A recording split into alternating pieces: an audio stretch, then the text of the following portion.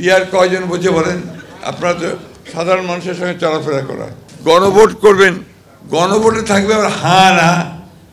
এখন গণভোটে নাকি 4টা প্রশ্ন থাকবে। আজকে দেশে কিন্তু পরিবর্তন হচ্ছে। প্রধান উপদেষ্টা বলেছেন নির্বাচন হবে এবং সেটা ফেব্রুয়ারিতে নির্বাচন হবে। এবং এই নির্বাচনের জন্য তার আগে আমরা দেখেছেন সংস্কার কমিশন করা হয়েছিল। তো সংস্কার কমিশন খুব বড় বড় পণ্ডিতরা দেশে এসছে, বিদেশ থেকেও এসছে। তারা বহু 9 মাস ধরে তারা আলাপ আলোচনা করেছে, অনেক সংস্কারের কথা বলেছে। তো সব শেষে যেটা বলেছে ওটা আমরা বুঝি না ঠিক মতো। দেশের মানুষ অনেকেই বুঝতে পারে না কি আপনার পিআর কয়জন বোঝে বলেন? আপনারা তো সাধারণ মানুষের সঙ্গে চলাফেরা করা, তাই না? তো পিআরটা কি আসলে? ইংরেজি শব্দ হচ্ছে প্রপোর্শনেট রিপ্রেজেন্টেশন।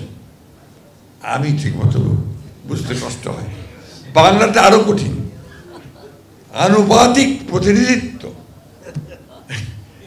তো এগুলোর সঙ্গে তো আমরা পরিচিত না, তাই না? বাংলাদেশের মানুষ বোঝে 1 ম্যান 1 ভোট। একজন ব্যক্তি দাঁড়াবে, তার মার্কা থাকবে, থেকে মার্কে আমি ভোট দেবো, তাই তো? এটাই আমরা সব সময় সেই আদিকাল থেকে দেখে আসছি। এখন আপনি এটাকে পরিবর্তন করবেন, তার জন্য আবার গণভোট করবেন, গণভোটে থাকবে আবার হ্যাঁ না। এখন গণভোটে নাকি 4টা প্রশ্ন থাকবে। 4টা প্রশ্ন একটা গণভোটের ব্যালটে। এটা মানুষ কিছু এখন পর্যন্ত বুঝতেই পারছে না, কেউ বুঝতে পারছে না, শেষ দিন পর্যন্ত বুঝতেও পারবে না। দেখবেন শেষ দিন পর্যন্ত কেউ বুঝতেও পারবে না। আমি ওনাদের সঙ্গে যখন আলাপ করছিলাম, আমি বললাম যে আপনারা এইভাবে জিনিসগুলোকে আনলেন কেন? আপনারা এমনভাবে আনেন যেন মানুষ আস্তে আস্তে ধাতস্থ হতে পারে।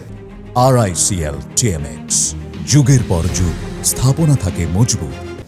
পরিবর্তন তো আমরা চেয়েছি। বিএনপি আমরা 2016 সালে দেশনেত্রী বেগম খালেদা জিয়া প্রথম তিনি ভিশন 2030 দিয়েছিলেন, অর্থাৎ 2020 সালে 30 সালে কিভাবে দেশ চলবে সে সম্পর্কে তিনি ধারণা দিয়েছিলেন। সেখানে কিন্তু এখন যে দ্বিকক্ষ বিশিষ্ট পার্লামেন্ট, এটার প্রস্তাব তিনি তখনই দিয়েছিলেন। এবং প্রধানমন্ত্রীর 2 বারের বেশি হওয়া উচিত না তার টার্ম, সেটাও তিনি দিয়েছিলেন। এরপরে 2023 সালে আমরা প্রথমে 27 দফা, পরে অন্যান্য দলগুলোর সঙ্গে আলাপ করে আমরা 31 দফা কর্মসূচি দিয়েছি। ওখানে তো সংস্কারের সব কিছু আছে, সব কিছু বলা আছে।